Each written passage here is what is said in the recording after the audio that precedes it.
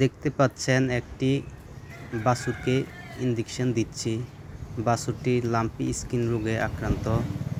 ইদানিং এই lumpy skin disease অনেক তীব্র আকার ধারণ করেছে। তো দেখতে পাচ্ছেন চিকিৎসা দেওয়া হচ্ছে প্রাথমিক। আসসালামু আলাইকুম প্রিয় দর্শক, দেশ এবং বিদেশ দিয়ে যেখান থেকে ভিডিওটি দেখছেন, দেখতে পাচ্ছেন একটি বাছুর লাম্পি স্কিন ডিজিজ রোগে আক্রান্ত হয়েছে। বাছুরটির সারা শরীরে গোটা কীভাবে উঠছে দেখতে পাচ্ছেন।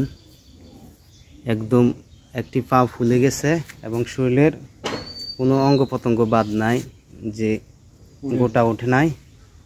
তো আপনারা এই লাম্পি স্কিন রোগ থেকে পরিত্রাণ পাওয়ার জন্য গরুকে বা বাচ্চাকে ভ্যাকসিন দেওয়াবেন। ভ্যাকসিনের মাধ্যমে এই রোগ প্রতিরোধ করা যায়। আমাদের প্রাণী সম্পদের গোটপক্সের ভ্যাকসিন আছে।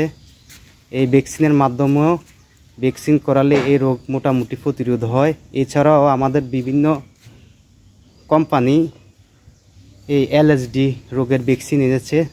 আপনারা সময় মতো এই বাছুরকে গরুকে লাম্পি স্কিন রোগের ভ্যাকসিন করাবেন।